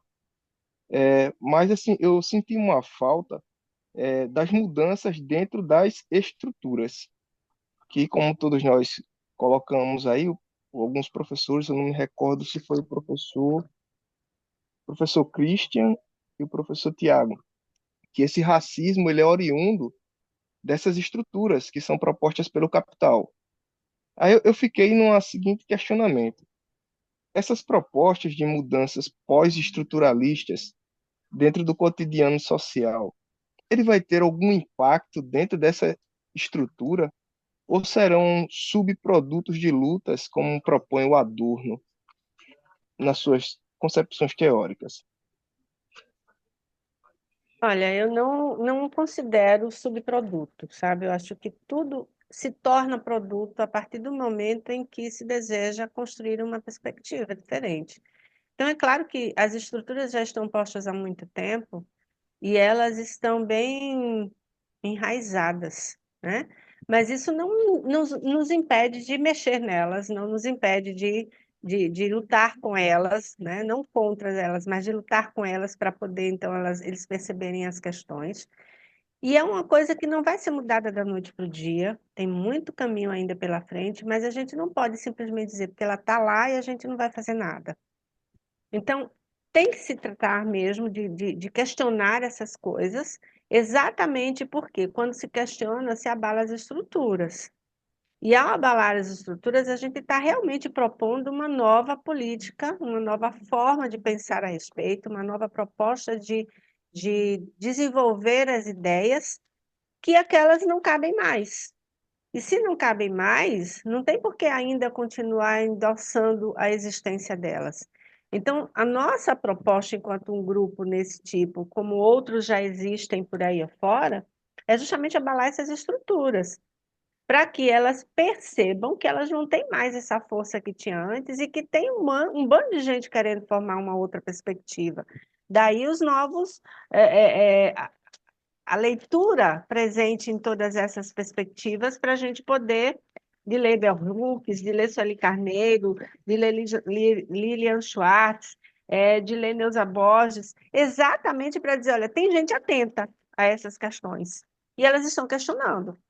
E se a gente não trouxer isso à tona, a gente vai continuar encobrindo e botando um pano quente em cima da situação, ou empurrando para debaixo do tapete, como diz a Rose. Então, a gente precisa trazer essas questões. Então, existe hoje bastante gente falando no campo da academia, como a própria Neuza Borges fez atrás, o material dela, a tese dela, a Sueli Carneiro, e tem um bando de gente dizendo, epa, não dá mais para a gente ficar dessa forma, só engolindo ou simplesmente se entalando com os sapos que são ditos a respeito, né? Então, as estruturas não podem mais permanecer como estão e nós não vamos deixar isso acontecer. Boa noite. Vou dar uma pequena ideia e contribuição sobre isso daí. Então, meu irmão, eu não acho. Ô, Tiago, o seu. Isso. Pronto, voltando aqui. Então, desculpe. Cara, boa noite, Alex. Obrigado pela pergunta. Eu não acho que isso seja algo que vá arranhar apenas a estrutura, mas talvez eu tenha te entendido, assim como eu, um cara que acredita numa revolução e não em medidas progressistas. O que acontece, cara, é que assim é muito difícil de a gente pensar e organizar revoluções se a gente tem que se preocupar em comer, se a gente tem que se preocupar se vai sair de casa e o sistema de repressão do Estado vai olhar para você como inimigo e lhe matar porque você está segurando um guarda-chuva. Então, nesse lugar, letramento racial ele é extremamente necessário e ele é só o comecinho. E aí talvez abalar essas estruturas não seja o que vai resolver. Certamente, o sistema ele vai se adaptar a seja lá o que formos criando e vai se modificando e se ajustando para que esse racismo vá mudando de lugar, que em muito lugar já mudou. A gente tem que lembrar que, por exemplo, até 2012, nem existia a ideia de letramento racial no Brasil, sabe? Até pouco tempo atrás, uma mulher, para assumir seus cabelos cacheados ou crespos, era raro. Alisar o cabelo era normal. E aí, se reconhecer enquanto pessoa negra, ah, se reconhecer enquanto negro nessa estrutura capitalista e racista, é o começo para poder gerar uma revolução que aí realmente abale o sistema ou quebre ou faça um novo sistema. Então, não dá para a gente chegar no fim sem essas lutas do meio. É impossível que a gente consiga chegar nesse lugar de derrubar o sistema e aí nem sendo tão expansivo na ideia vamos derrubar o sistema capitalista, mas só derrubar esse sistema opressor e racista sem que a gente comece nesse lugar aqui de se identificar enquanto negro, se valorizar enquanto negro, discutir enquanto pessoas negras, promover letramento racial e romper, inclusive, essa bolha do homem negro, da pessoa negra. A gente tem que falar para caras como o Marcelo, que é um homem branco, ou para a Amanda, que é uma mulher branca,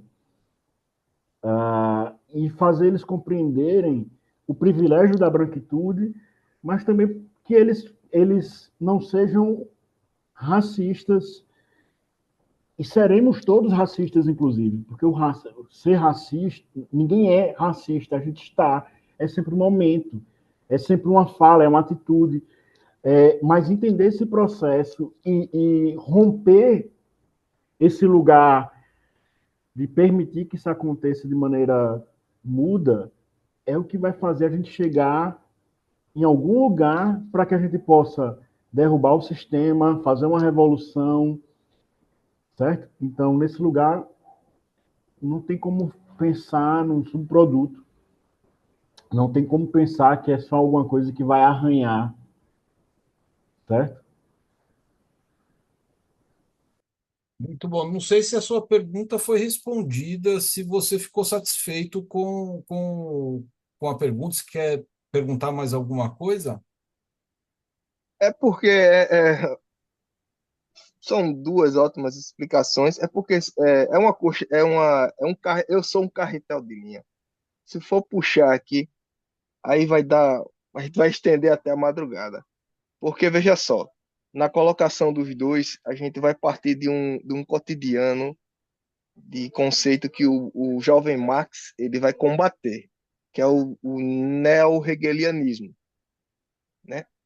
Aí a gente vai puxar para um carretel de linha longa, mas foram satisfatórios aí as respostas. Tá ótimo. E eu não sei se você estava aqui lá no comecinho, na verdade no meiozinho ali, o primeiro filósofo a pensar nesse lugar de pessoa negra foi o Karl Marx, né? Então ele foi o primeiro cara que para e pensa isso, foi o Marx. Até então, a gente não tinha nenhum filósofo do Ocidente que se falava sobre, tá? É porque, professor, eu vivo um cotidiano com o marxismo do morde e assopra.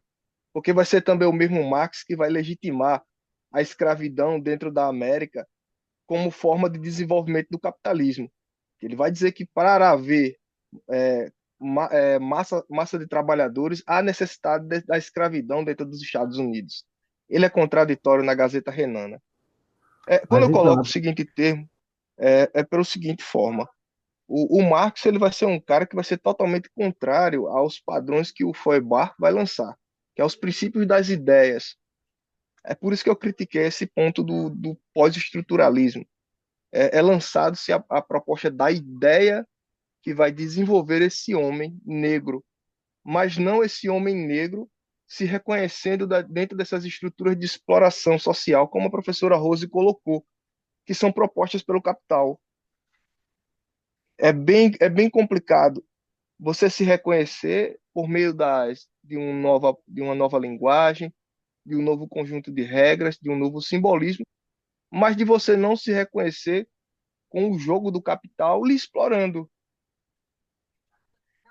É essa minha contradição em cima dessas colocações que foram propostas. Há uma proposta da ideia que vai construir esse novo homem negro ou esse novo trabalhador que é explorado, como vocês querem colocar, mas não ele se reconhecer dentro da estrutura do capital por meio da exploração que é provocada em cima dele, como o senhor muito bem colocou. Esse então, cara, choque filosófico na proposta. então, a gente tem que entender que nesse lugar, Marx compreende a ideia dessa racialização, mas na cabeça do Marx, a grande coisa era a luta de classes.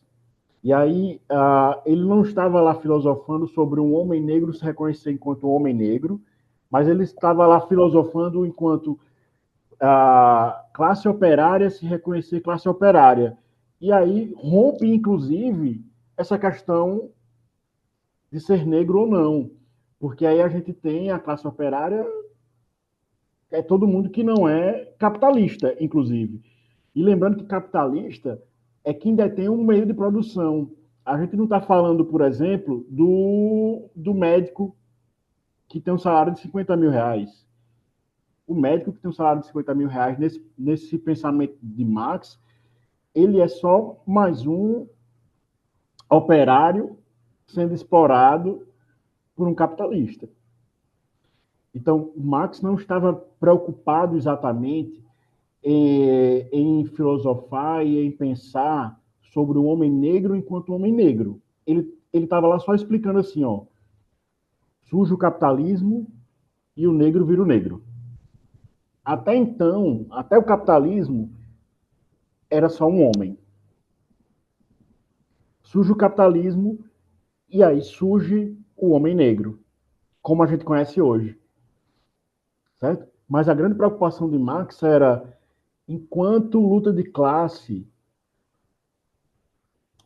o proletário independe da cor e independe do salário. Se você é trabalhador, se você precisa trabalhar, se você vende sua força de trabalho,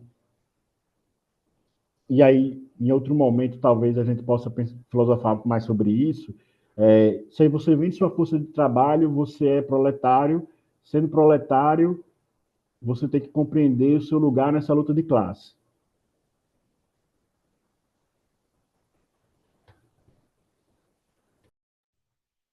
Eu queria dar a palavrinha.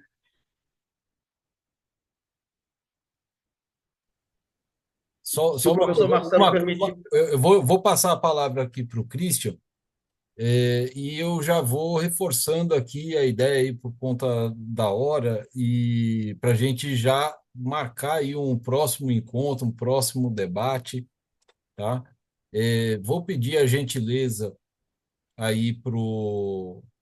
Desculpa, eu esqueci o seu nome que está com o telefone do Galaxy aqui. O povo não tem nome, meu jovem. Meu nome é Alex. Alex. Alex, deixa no seu chat, aqui no chat, o seu contato para a gente poder falar depois, tá bom? Eu acho que tem muita coisa bacana para a gente poder explorar e discutir aí sobre isso, tá? Christian, vamos às suas considerações aí e depois vamos caminhando para o encerramento, tá bom? A palavra está com você. Foi uma das obras que eu mais demorei para ler, foi o Capital, foram quase 4 anos. São 2.500 páginas e você lê, aí ficando enfadonho. Então, realmente, você lê, interpretar tudo.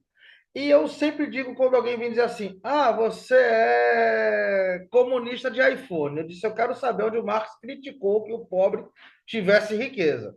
Se você me mostrar nessas 2.500 páginas, realmente eu toco fogo no livro, toco fogo na bandeira. Vamos lá. Marx, ele nunca apoiou ao capitalismo norte-americano através do escravagismo. Ele, ao contrário, sempre disse que a escravidão norte-americana, assim como qualquer outro tipo, foi uma das formas mais degradantes, não só de se submeter a um ser humano. Porém, Marx, ele falou que foi a escravidão norte-americana que impulsionou, através do mercantilismo, e posteriormente o capitalismo norte-americano. E pegando até o gancho da Rose, a Inglaterra na contramão do próprio Marx, porque ela combateu os navios negreiros, porque ela fiscalizou, se deu o luxo de fiscalizar o Brasil. Não foi por humanismo, como ela disse. É o seguinte: mercado. Homens livres têm emprego. Quem tem emprego tem dinheiro, quem tem dinheiro compra. Tanto é que a Primeira Guerra Mundial foi causada por um lema inglês. Se todo alemão morresse amanhã, depois da manhã não teria um inglês pobre. Era esse um lema. E o que acontece? Porque já saindo do marxismo, acho que já ficou explicado que Marx nunca fomentou, nunca apoiou a escravidão, mas sim ele justificou que a riqueza era oriunda dos escravos. Ao contrário, ele disse que só tiveram riqueza porque tiveram mão de obra gratuita, como foram os senhores de engenho no Brasil. Eu fui ler Raimundo Faoro, quem foi aluno da Ismair na Faculdade de História nos anos 90, lembra? Ela negava que o Brasil tivesse sido a primeira nação, a primeira colônia amplamente capitalista, por ter um sistema de plantation, que foi a monocultura da cana-de-açúcar de norte a sul. Muita gente acha que só foi o Nordeste. Se você for para São Francisco do Sul, você tem engenhos lá, em Santa Catarina. Então, o que acontece? Voltando ao assunto, a gente tem que enxergar o seguinte: quando houve toda essa mecanização inglesa, quais foram as primeiras bases? A pressão norte-americana sobre os japoneses, para que foi o berço da Revolução Industrial forçada no Japão pelos americanos, e o Brasil com o fim da escravidão. E o que aconteceu? Eles libertaram os escravos, deixaram os escravos ao Deus dará e estimularam o quê? As imigrações. Por que estimular as imigrações? Principalmente alemãs, italianas, polonesas, ucranianas, justamente porque haveria um embranquecimento da sociedade, essas pessoas já chegariam alfabetizadas, porque os africanos só sabiam uma coisa: plantar e carregar carga. Naquele momento, para eles terem funcionários, eles precisavam de gente que soubesse ler, interpretar texto. Então, foi por isso que foi uma das maiores maldades da nossa abolição. Tanto é que tem relatos de negros querendo voltar para a senzala, porque não tinha mercado de trabalho. A primeira geração foi totalmente brutalizada. Inclusive, os extermínios por parte das forças de segurança se deu em virtude da abolição. Se o cara não sabe fazer nada, a não ser aquilo. Se o cara não sabe fazer nada, a não ser trabalhar na terra, quando ele for para o meio urbano, ele só vai ter duas coisas: a mendicância ou a criminalidade de forma famélica. Ele está passando fome. Então, só para deixar colocada essa situação de como a nossa abolição foi brutal, de como o processo de imigração foi altamente coordenado, tanto de maneira étnico e cultural, porque também eram europeus, tanto é que os japoneses eles só tiveram permissão para desembarcar onde? Em São Paulo, porque já estava industrializado, precisavam de mão de obra, tinha mais indústria que mão de obra, e no norte, que foi no Pará, na cultura da pimenta do reino. E que a questão do Marx foi isso, ele explicou de maneira objetiva que a riqueza norte-americana ela foi oriunda dos escravos, não só norte-americana. A história brasileira e norte-americana, não é parecida, ela é igual. A diferença é, nós temos uma melhor aceitação entre os povos. Eles não. Eles são ali, se chegaram alemães, se isolaram, se chegaram russos, se isolaram, e assim sucessivamente. E a cultura da guerra pré-secessão ainda impera no Sul. Eles ainda ostentam, se a gente for ver o filme americano, eles têm na parede a bandeira dos Yankees, que é Dos com aquele integralistas. das estrelas.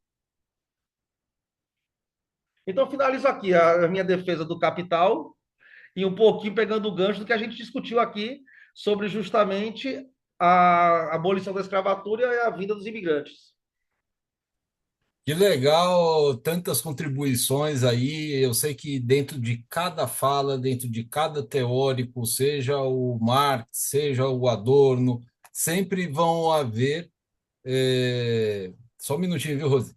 Sempre vão haver pontos de discussão, e é exatamente isso que a gente se propõe a fazer num debate sempre saudável, né? Num bate-papo, numa série de questionamentos. Inclusive, a nossa próxima live, ela tem o tema da pós-abolição aqui no Brasil. E aí eu acho que abre um espaço aí para dentro do que o Christian estava falando, e como foi esse processo aí, né, que se encaixa exatamente com o que a gente estava programado aí para a nossa segunda live. Rose, você queria acrescentar aí alguma coisa? Fazendo um acréscimo rapidinho na fala do Christian. É bom a gente reforçar que quando, quando a África é invadida e o tráfico começa a vir, a África já tinha sido berço de ciências, matemática, álgebra, filosofia. Nós tínhamos grandes pensadores, expoentes em grandes áreas que foram trazidas para o Ocidente. Então, o que a gente pega de filosofia, matemática, etc., grega, ela já foi copiada de África. Medicina, a África exportou para outros lugares do mundo. E aí, depois, toda essa criação, todo esse desenvolvimento africano, ele é apagado pelas outras civilizações quando se apropriam disso. Mas quando os africanos vêm para cá, eles não vêm todos ágrafos, não são todos que vêm para cá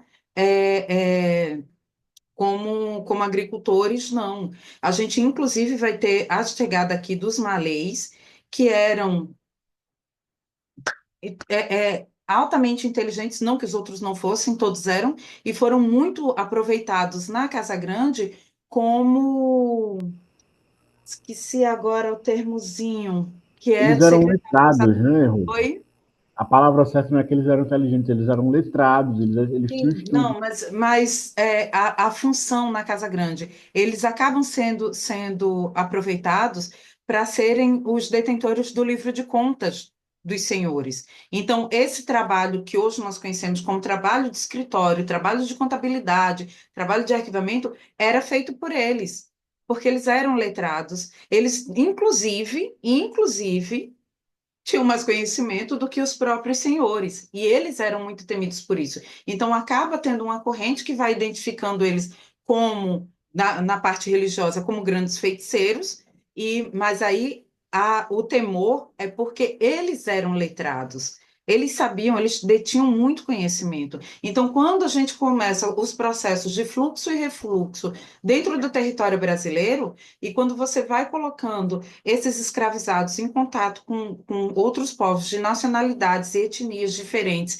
com uma língua diferente, então você dificulta esse processo de aprendizagem e você reforça esse processo de apagamento da própria identidade dessa pessoa. E isso vai ser reforçado ao longo dos séculos, e mais ainda depois da Guerra do Haiti, que é para não ocorrer no Brasil exatamente o que houve no Haiti. Mas só para lembrar, assim, que vieram para cá pessoas de grande conhecimento, e esse conhecimento, eles foram forçados a se desfazer disso. Então, criaram estratégias para manter, para desenvolver e adaptar esse conhecimento.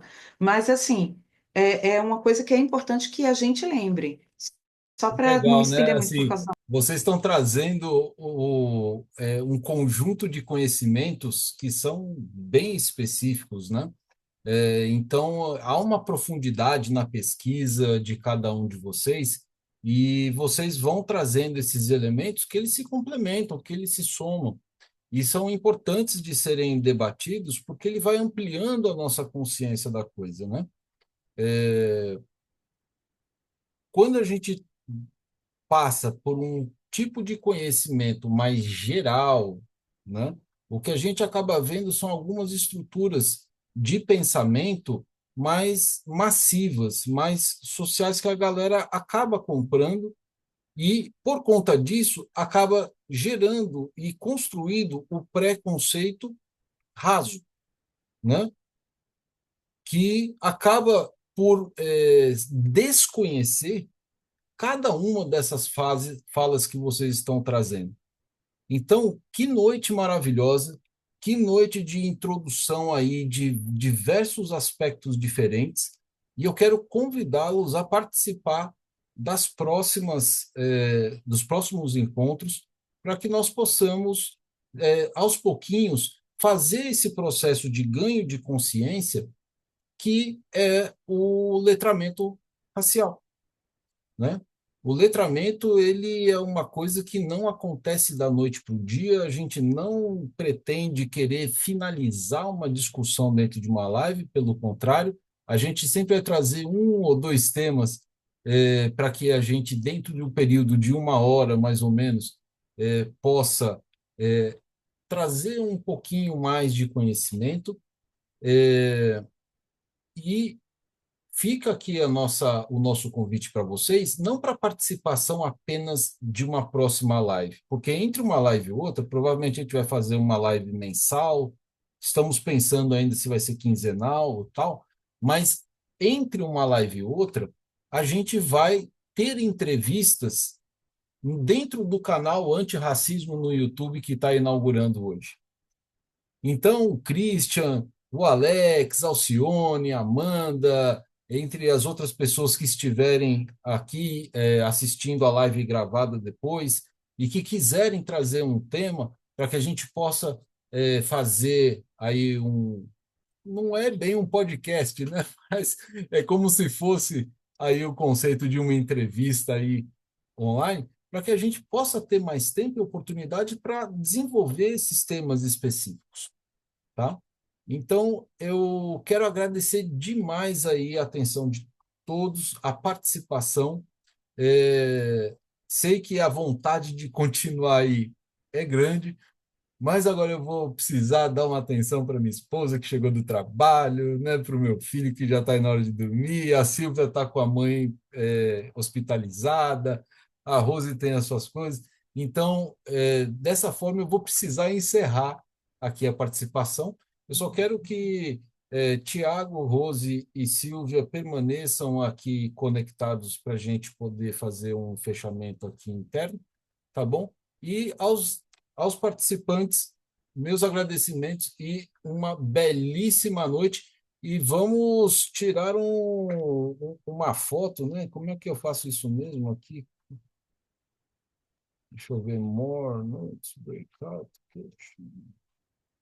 Rapaz, eu Faz tanto tempo que eu não mexo nesse trem aqui, que eu não sei se eu vou. Aqui é.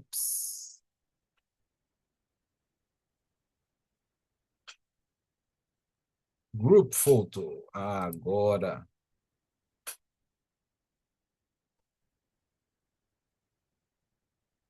Vamos lá, galerinha. Aquela paparazzi, aquela foto paparazzi.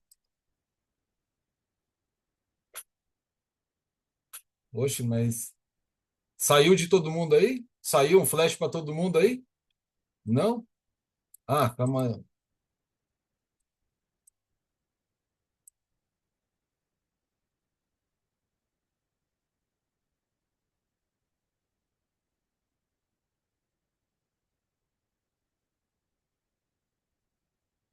Deixa eu ver aqui como é que ficou. Ficou, acho que ficou massa. Mas ficou faltando Nossa, gente aqui, ó. Vamos tirar de deu novo. cãibra. Vamos tirar de novo.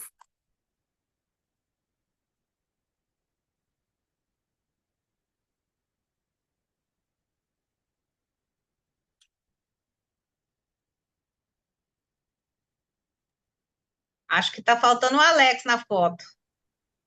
O Alex saiu aqui. O que eu não estou vendo é o Thiago. Saiu? Saiu, Tô vendo saiu. todo mundo, hein? Saiu? Eu acho que saiu todo mundo. Ah, então deixa eu ver aqui.